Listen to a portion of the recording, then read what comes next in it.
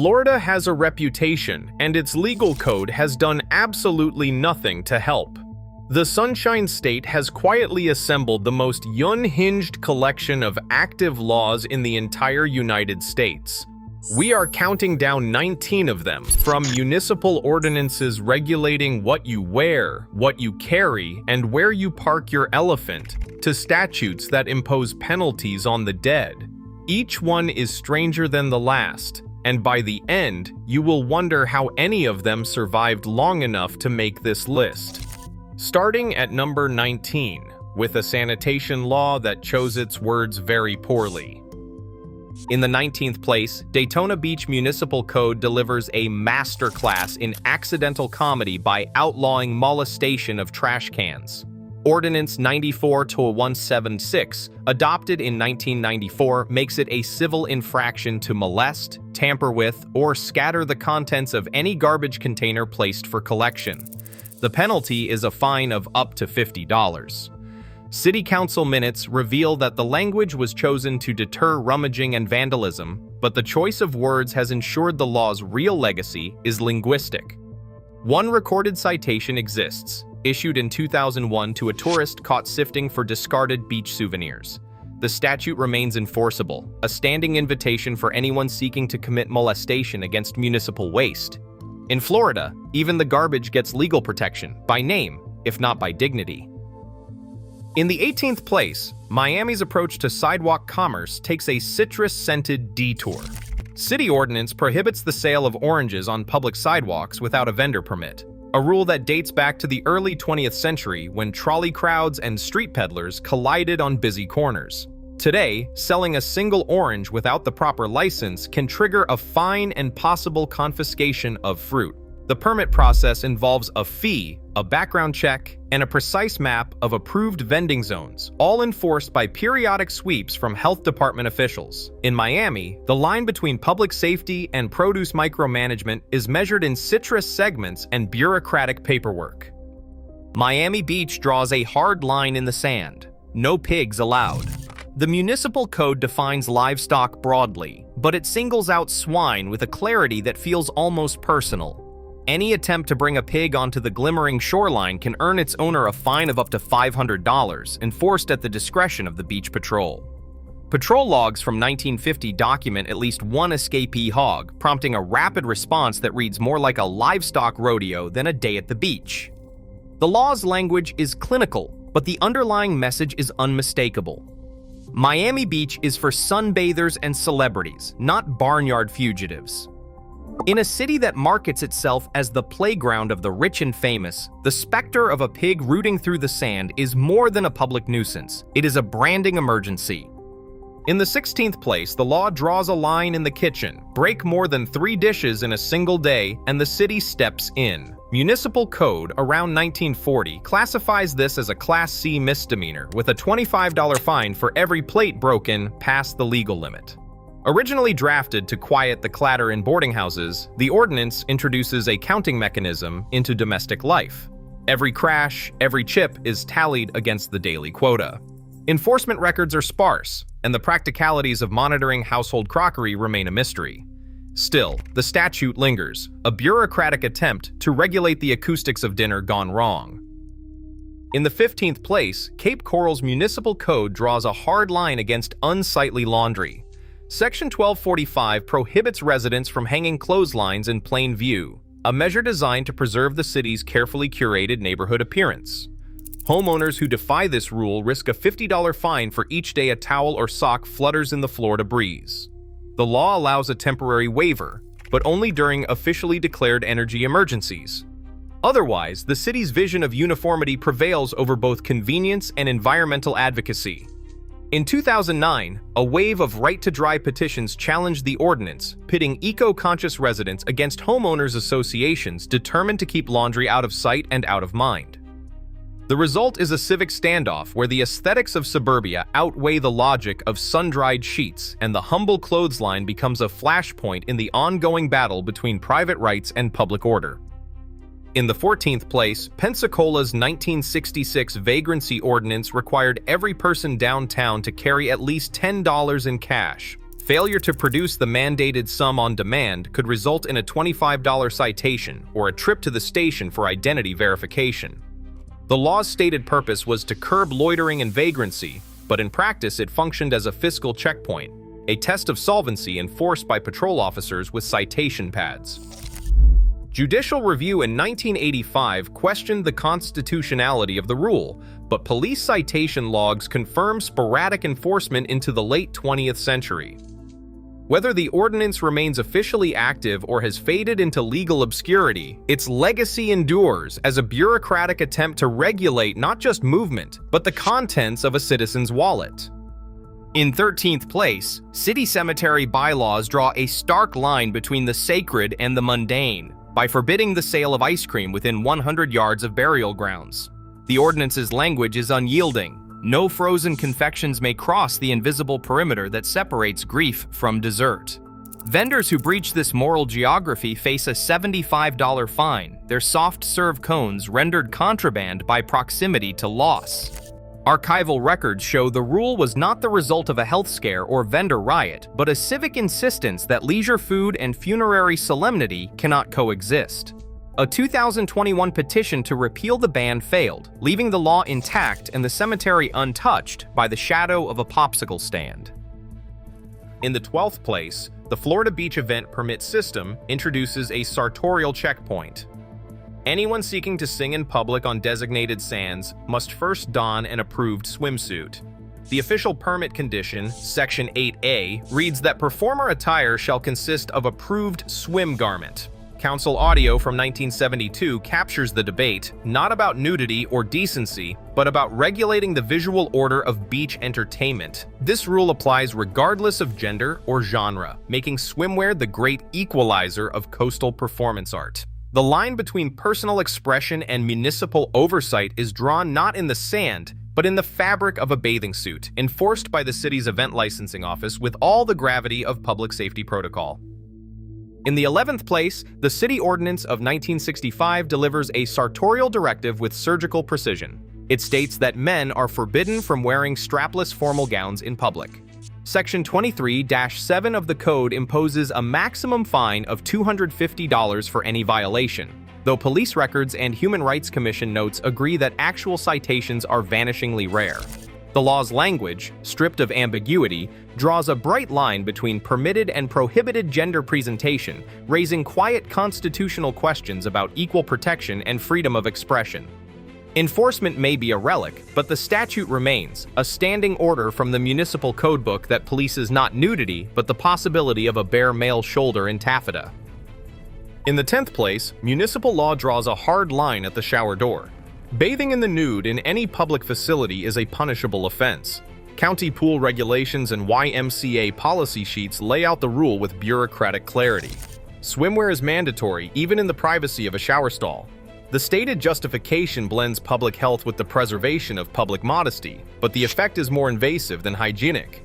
Violation brings a $100 fine and possible exclusion from all city-run pools, as documented in Municipal Court, Docket 19C-248, where 3 citations were issued in 2019 alone. The law does not distinguish between age, gender, or intent. The act of unclothed washing itself triggers the penalty. In Florida, the collision of hygiene and legal modesty is settled with a citation, not a towel. Number 9. The city's cemetery bylaws extend their reach beyond the grave and into the roots. Section 5.3 prohibits anyone from leaning a bicycle against a cemetery tree, a rule that carries a potential $60 fine and confiscation of the offending bike. The official rationale, outlined in a 2020 arborist memo, frames the law as a defense of arboreal integrity. Tree trunks, it seems, are to be spared the indignity of supporting two-wheeled visitors. Enforcement is rare. Records show a single warning ticket issued in 2017 to a local teenager. In a space dedicated to memory and mourning, the placement of property becomes a matter of regulated posture, and the silent guardianship of trees is enshrined with the same gravity as the headstones they shade. In 8th place, the skies over Florida are not as free as they appear. Since 1957, a county airfield ordinance has forbidden unmarried women from parachuting on Sunday, a statute that combines gender, marital status, religious observance, and aviation into a single prohibition.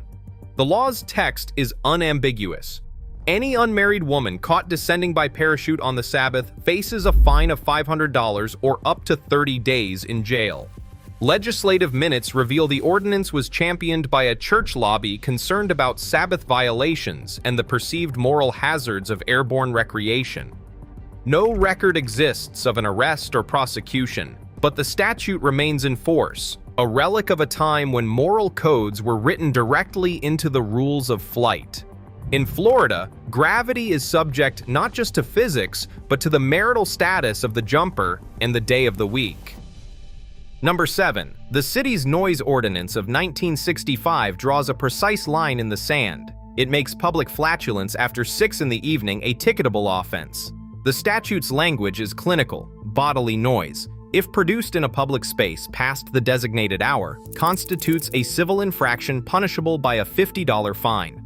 Police logs record 0 successful enforcement, a fact that owes more to the limitations of decibel meters than to restraint on the part of the citizenry. The law contains no exemption for involuntary acts, no medical defense, and no mechanism for distinguishing between accidental and intentional violations. The result is a curfew on physiology, an unblinking attempt to regulate the acoustics of digestion by the clock. In Florida, even the air itself is subject to municipal scheduling. Number 6. Florida's state constitution singles out the pregnant pig for legal protection, a distinction unmatched by any other animal. In 2002, voters approved Amendment 10, adding language to the supreme law of the state that guarantees every pregnant pig the right to turn around freely, stand up, lie down, and fully extend her limbs. The minimum pen size is not left to regulation, but enshrined in the constitutional text itself. No other livestock, cows, chickens, or sheep receives a mention.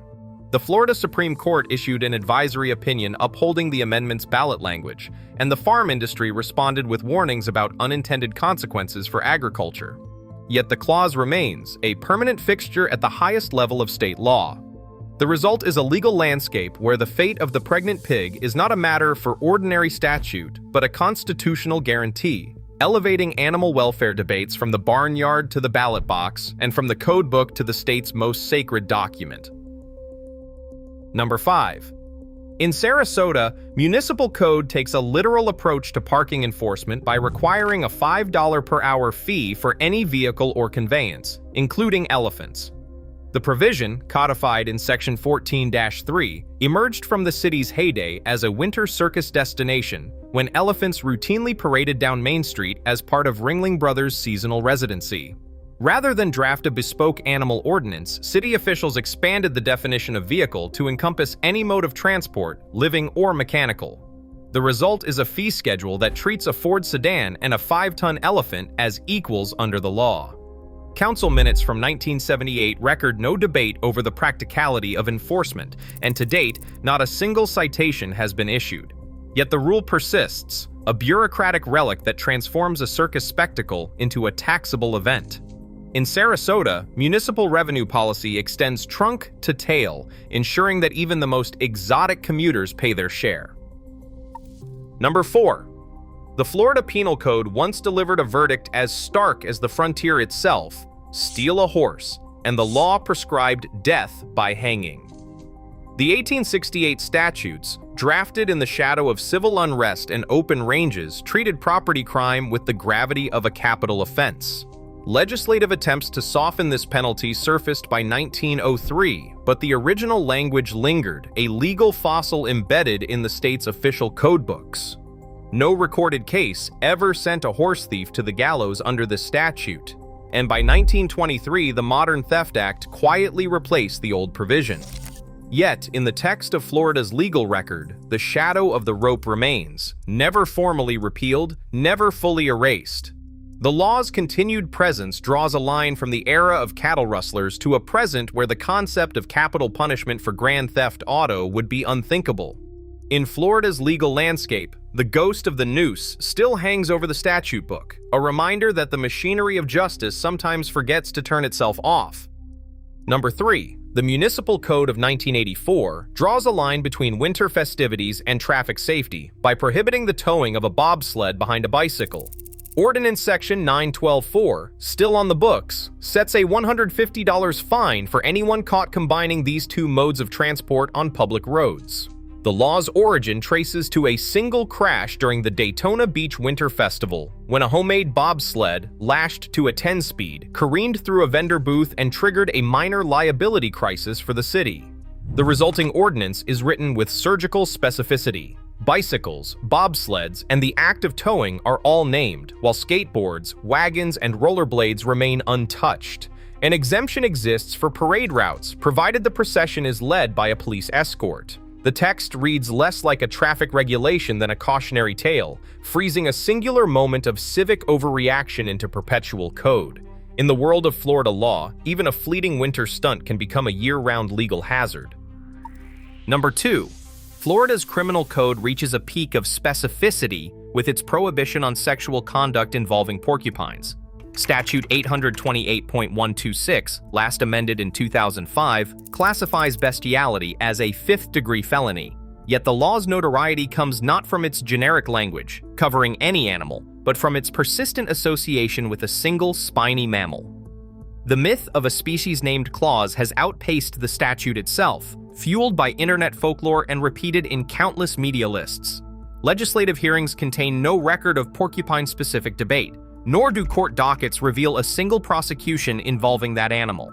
The statute's reach is broad, its application theoretical, and its reputation built on an imagined scenario so outlandish it stands as a monument to legal drafting's capacity for unintended comedy. In the annals of Florida law, the porcupine exists less as a protected species and more as a symbol of the legislative impulse to name the unthinkable, even when no one has ever attempted it.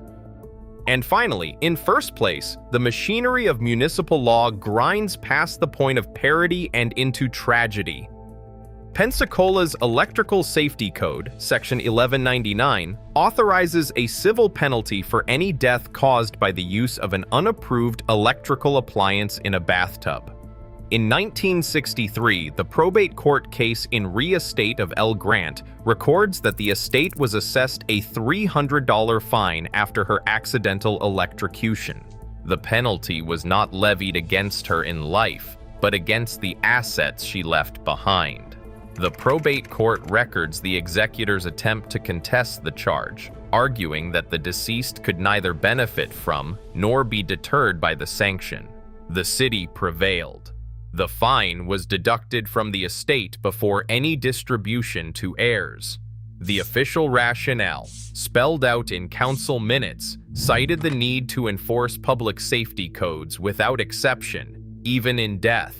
No evidence of intent, no opportunity for defense, only a posthumous invoice delivered to the grieving family. The law remains in force, a standing order that the cost of an accident does not end with the accident itself. In the final calculus of Florida's legal absurdity, the line between regulation and retribution dissolves entirely, leaving behind only the cold arithmetic of a city ledger and a cautionary tale written not for the living, but for their survivors. Across all 19 statutes, one pattern emerges. Florida's legal code is not just eccentric, it is an institutional monument to overcorrection. Each law is a relic of panic, politics, or pure municipal invention, drafted with a straight face and left to gather dust. The result? A state where the absurd is codified, enforced, and occasionally still punishable by fine. In Florida, legal reality outpaces satire every single day.